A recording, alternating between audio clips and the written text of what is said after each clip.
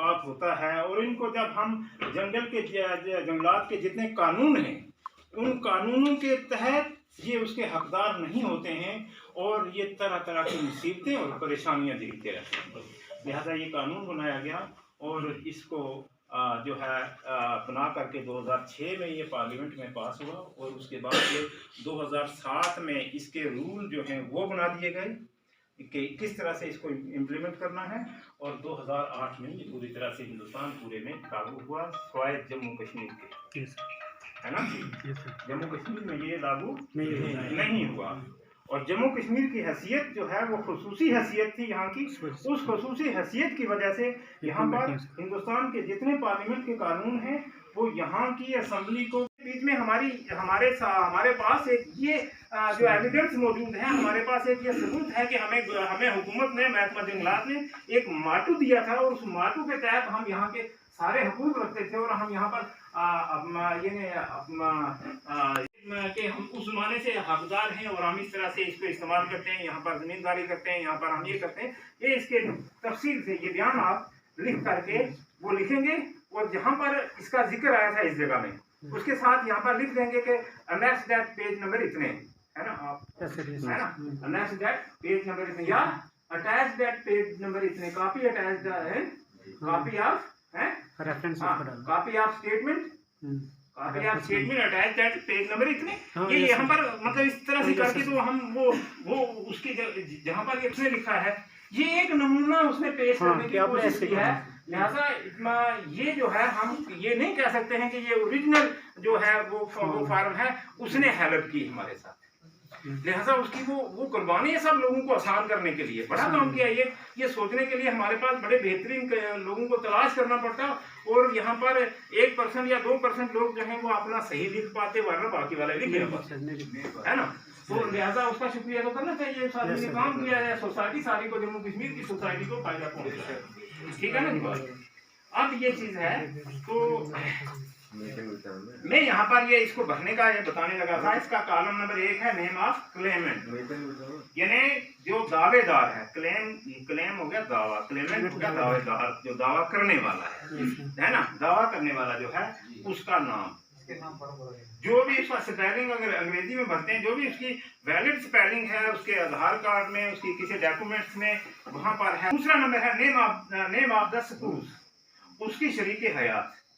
उसकी शरीक हयात या उसका शरीक हयात। अगर ये फार्म क्लेमेंट जो है ये किसी की बीवी ने भरा है तो यहाँ पर उसका सपूज जो है, उसका खामद जो है वो सपूज में आएगा, तो मर्द का नाम आएगा। अगर मर्द ने ऊपर अपना क्लेमेंट में नाम लिखा है तो सपूज में अपनी बीवी का नाम लिखेंगे, ठीक है, वो लिख दिया। उसके बाद है name of father oblique mother,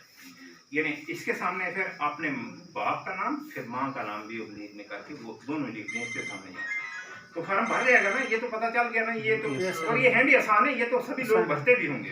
इसमें कोई दिक्कत नहीं थी, हमें सबको किसी को भी दिक्कत नहीं थी ना दिक्कत। अब आगे है एड्रेस। मिसाल के तौर पर मैंने लतीफ साहब का नाम लिया था, मैं ऐसे आप ग्राम पंचायत जो है वो माजरा कुंडी है, तहसील तालुका, ये तालुका जम्मू कश्मीर में नहीं चलता है, इंडिया में वहाँ अलग नाम है वहाँ के रहने वाले तौर पर इस्तेमाल करते हैं, जिसमें हम अपनी फसलें, मौसमी फसलें उगाते हैं,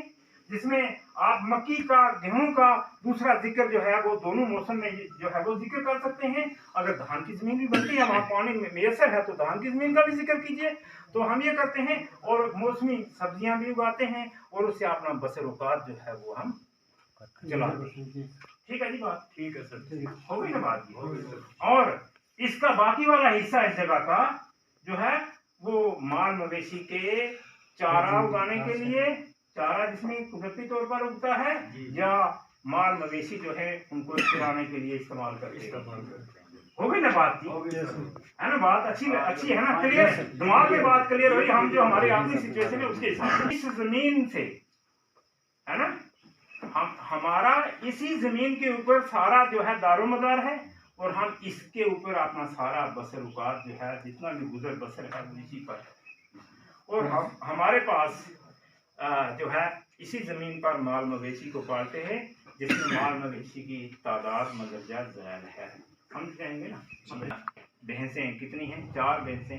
इस तरह से लिखें, या इसमें भैंसें इतने रास या इतनी शाख, है ना। ये गाय, हमारी गाय बैल इतने, ठीक है। उसके बीच में आप लिखें हमारे पास भेड़ें इतनी, हमारे पास बकरियां इतनी, हमारे पास घोड़े इतने। अगर जो जो माल है जो है वही लिखो ना, कोई जरूरी नहीं है मैं सारा बोल दूं। हमारे पास हमने माल मवेशी के रखवाली के लिए कुत्ता भी होता है, हम वो भी लिख देंगे। हमने अपने घरों में, चूंकि हम देसी लोग हैं तो मुर्गे रखे हैं, हम वो भी लिखेंगे भी यहाँ पर, क्योंकि वो भी गुजारा जो है वो हमारे काम आते हैं। उसको उनका गुजारा उस जंगलात की जमीन से हो रहा है, ठीक है, वहां से हो रहा है। लिहाजा वो सारे उस पर से पलते हैं, तो ये हमारा दावा बनता है कि हम, हमारा गुजारा ही इस पर है। इसी से दावा करना है ना, हमारा ये दावा है कि ये है, तो लिहाजा दावा हमारा बेहतर हो जाएगा जरा, ठीक है जी बात। जी सर। अच्छा, ये हसोद से कोई आया है, हसोद से जी, झगड़ा हो जाता है कभी कभार, क्या नहीं रहा, हो सकता है, होते रहते हैं, अक्सर होता है, ज्यादातर शून्य होता है, झगड़ा हो गया घास कटाई उस ना, वो मैं दावा कर रहा हूँ ये मेरी जगह है, आपने दावा किया जी ये मेरी जगह है, इसका दावा गलत है, हमारा हो गया केस। एक के हक में कहीं कभी कभी कोर्ट ने फैसला कर दिया। अगर इस किस्म का कोई जिक्र है, किसी का कोर्ट में गए थे और कोर्ट से कोई रिकॉर्ड पैदा हुआ था, उस टाइम में कोर्ट ने किसी के हक में फैसला लिखा था या नहीं लिखा था, या नहीं लिखा था, लेकिन 30 साल पहले वो झगड़ा हुआ था, उसका एक कागज पैदा हो गया था उस टाइम में, और आपका इस जमीन के ऊपर दावे का जिक्र उस जमाने में हुआ था, तो वो कागज साथ में लगा दें कि ये आपके दावे का एक सबूत है कि यार आपका हुआ था। आपने, पुलिस ने एक एप्लीकेशन उस जमाने में दी थी, उसकी नकल आज आपके पास मौजूद है, या पुलिस ने कोई कार्रवाई की या मार्क किया या कोई किया, उसका वो आपके पास मौजूद है, या आपने वो एप्लीकेशन उस जमाने में लिखी, किसी ने मार्क की थी, तो वो आपके पास उसकी कॉपी मौजूद है, तो आपके पास वो भी एक सबूत है कि आप दावा करते हैं कि ये उस जमाने में थी, ये मेरा एक ये चीज, ये भी एविडेंस के तौर पर आप इस्तेमाल कर सकते हैं, ठीक है जी बात। अभी आप अपना दावा करें, और उसके बीच में कोर्ट ने एक बार ये फैसला किया था, उसकी नकल ये है, दूसरी बार कोर्ट ने ये लिखा था, उसकी नकल ये है, तीसरी बार या चौथी बार या जितनी बार कोर्ट ने फलां इस किस्म का उसकी रिमांड की थी, उस चीज की ये किया था, वो किया था, है ना बात की। आपकी दिलचस्पी शायद कम तो नहीं हो रही है, ठीक है। तो आप यहाँ पर बयान लिखेंगे, इसी तरह से बयान लिखेंगे कि हमारा इस जमीन के ऊपर इतनी देर से जो है वो क्या नाम है, कब्जा चल रहा है, ठीक है बात, कब्जा चल रहा है, और जिसमें जंगलात ने हमसे फीस जो है वो चार्ज करने के बाद हमें ये जमीन जो है इसकी इजाजत दी थी, जिसका माटू मौजूद है, और वो सफा नंबर फलाने पर अटैच्ड है, attached copy eight page number इतने, वो तो इसका बयान आप अच्छा सा लिख लेंगे, मेरे ख्याल में कोई जरूरत तो नहीं है ना मेरे बोलने की, ठीक है जी बात। तो इसकी साथ साथ में सेक्शंस बताए हैं, ये सेक्शन नंबर इतना, ठीक है ना, जगह जगह में बताया, जैसे सेक्शन नंबर 3 का 1,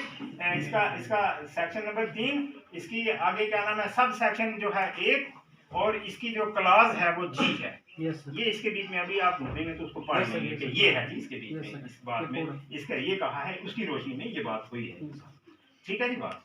ये इस तरह से सारे जितने भी ये चीजें हैं इनके बीच में वही चीज आ रही है, और कानून वाली बातें इसी के नीचे है, ऊपर तो खाली एड्रेस और वो चीजें, कानून वाली बात तो यहाँ से नीचे आ रही है। लैंड फॉर इंस्टीट्यूट रिहेबिलिटेशन और अल्टरनेटिव लैंड, यहाँ पर ये मामला यहाँ पर है नहीं है हमारे इस एरिया में, कोई जगह जो गवर्नमेंट ने इस्तेमाल कर ली हो या किसी ने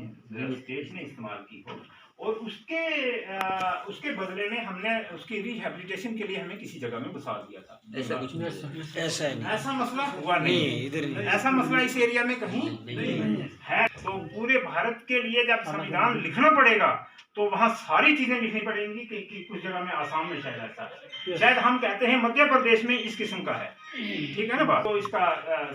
ये आया है कॉलम, तो 5वें कॉलम में आया है land where from where displace without land compensation, वही चीज है ये भी कि कौन सी वो जगह है। अब यहाँ पर पहले तो हमें रिहेबिलिटेट कहाँ पर किया गया, कौन सी जगह में बसाया गया, हमें उसका जिक्र आया। अब दूसरी बात ये आई कि हमें जिस जमीन से उठा दिया गया था उसका जिक्र किया जाए कि कोई और जंगलात की जमीन थी या कोई और सी जमीन जिससे उठा दिया गया था और उसका कंपनसेशन भी गवर्नमेंट ने नहीं दिया था, उसका जिक्र। तो ऐसा केस भी यहाँ हमारे नहीं हो गया, उसके साथ वो महसूस करता है वो आदमी महसूस करता है कि ये ज्यादती हुई है, मेरे साथ नाइंसाफी हो गई है, उस नाइंसाफी को लेकर के वो SDLC कमेटी के पास जाता है, अपना दावा पेश करता है। ये जो है ये कोई 30 दिनों के अंदर या इतने दिनों के अंदर जो है वो अपना दावा पेश करता है, वो उसके वहां पर